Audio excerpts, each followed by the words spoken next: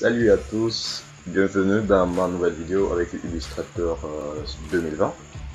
Je vais vous montrer quelques merveilles de l'Illustrator 2020. Ça n'a pas grande chose n'ont pas changé, mais plutôt c'est l'amélioration de CSS 16, 17, 18, 19, 20 et même 21 qui vient également de sortir aussi. Et là, vous allez voir que je vais faire un petit rappel que ça n'a pas tout changé à partir d'ici, bien sûr, la barre de menu. En bas de la barre de menu, c'est la barre des contrôles et à votre gauche, c'est la barre des outils. À votre droite, c'est le panneau, le fameux panneau.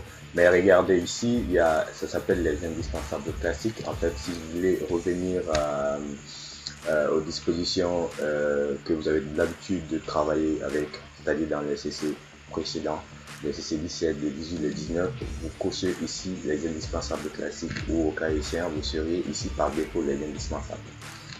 Donc, vous voyez, je suis avec un plan portrait, bien sûr. Donc, si je veux mettre ce plan portrait en paysage, il me suffit juste de venir ici, plan, dans les outils, plan. Je clique sur le plan, dans la barre de contrôle, je peux changer automatiquement maintenant les plans de travail. Et si c'est portrait, maintenant je vais le mettre en paysage et les autres plans par défaut, les autres formats par défaut qui se trouvent ici. Je peux également supprimer ce plan, je peux ajouter ce plan. À partir de là, je peux ajouter un plan, je peux supprimer ce plan et le nombre de plans va apparaître ici. Je peux les réorganiser ou encore je peux également venir dans la barre, dans le panneau, dans la barre des propriétés qui est ancrée ici en bas. Ici, ça s'appelle le plan de travail. Ici, j'aurai accès également à ajouter un plan de travail, à supprimer ce plan de travail, à ordonner ce plan de travail par rapport à leur espacement d'interligne. Donc c'est vraiment super, et ici c'est votre fameux calque qui est là. Donc voilà, moi je vais utiliser quelque chose. Mais ce que je vais vous montrer, c'est comment afficher également les icônes que nous avons l'habitude de voir avec Photoshop. Ces icônes sont très jolies ici, ils sont vraiment vectoriels ici. Donc pour les faire sortir, on va venir dans le panneau de propriété qui est là, symbole. On va cliquer sur symbole. Dans symbole, nous allons chercher ici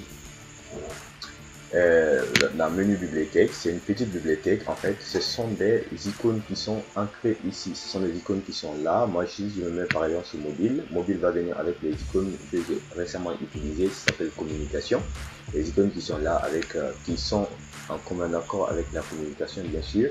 Et on a d'autres icônes que vous pouvez voir, les sites web, les icônes email de téléphone, les validations, l'essence, voilà, les icônes de recherche, les adresses email, les documents, voilà, ainsi de suite. Les logos, par exemple, il y a quelques logos par défaut ici que vous pouvez trouver. Ils sont super intéressants, mais ce sont des objets ce sont des éléments vectoriels, comme on le dit. Illustrator est plus vectoriel que tous les autres logiciels. Voilà.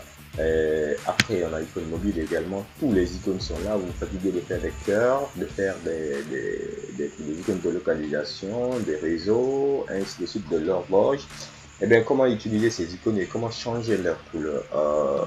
Pour une première fois, vous devez prendre clic gauche, glisser dans votre plan, vous le déposez. L'icône est déjà là. Maintenant, pour changer sa couleur, il faut avoir une certaine malice.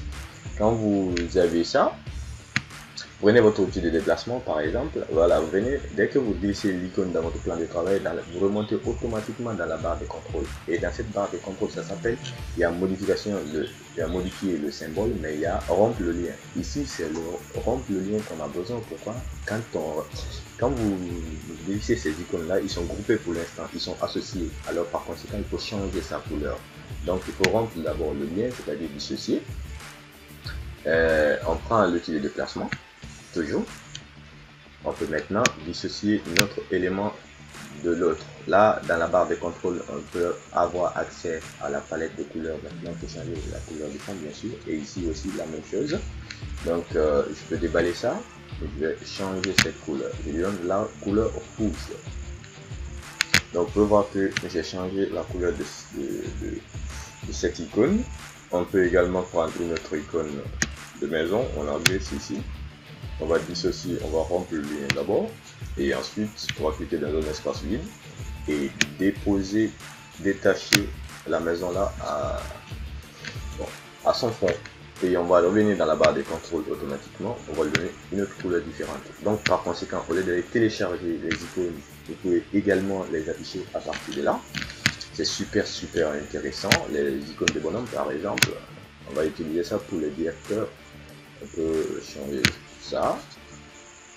Et je vais le détacher bien sûr. Ok, dans certaines cartes de visite, vous aurez ces icônes-là. Voilà, parfait. Donc, il y a tellement d'icônes ici que vous allez les explorer après. Et mon boulot aujourd'hui, c'était de vous montrer comment vraiment afficher ces icônes-là et comment changer leur couleur. J'espère que vous avez bien aimé la vidéo. Il y a plein d'icônes qui se trouvent ici, d'ailleurs qui ne se trouvaient pas dans Photoshop. Vous pouvez également les ajouter avec Photoshop. Mais comme nous sommes avec Illustrator, ces icônes sont possibles.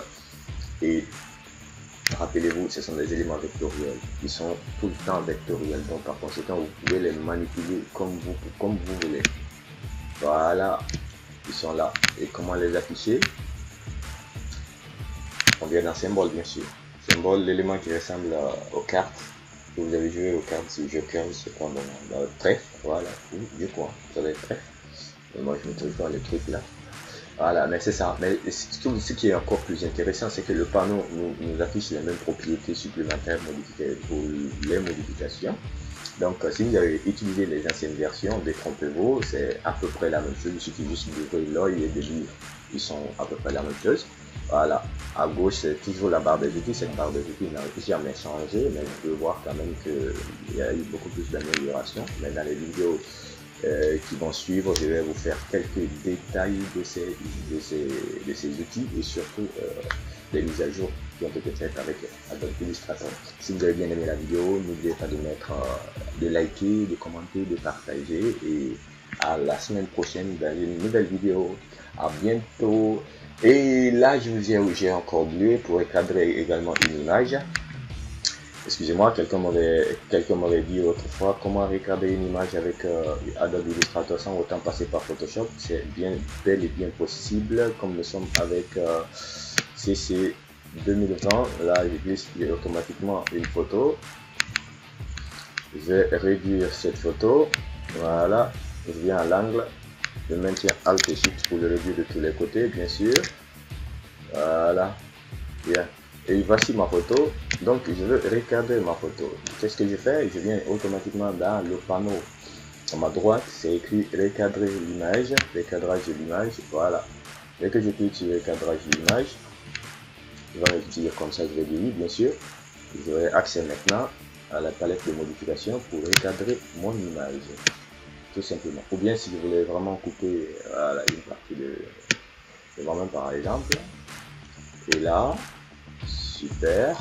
Et ensuite je reviens dans la barre de contrôle, j'écris sur appliquer ou bien je tape sur la touche entrée ou bien dans le panneau également ça a été appliqué et annulé. Et voilà. Plusieurs possibilités qui sont à vous. Super. À ne pas du tout confondre les deux autres outils là. L'outil lui sans fond de remplissage, c'est un outil de sélecteur, c'est-à-dire qu'il va me permettre de déplacer quoi que ce soit avec ça. C'est un outil aussi de sélecteur, mais c'est un outil de sélection directe, c'est-à-dire de déformation qui va déformer plusieurs choses ici. Ça fait allusion un peu à l'outil ajout de point d'ancrage dans Photoshop. Voilà, c'était tout. On se reprend la semaine prochaine ici. Tout va bien. À bientôt. Je vous aime.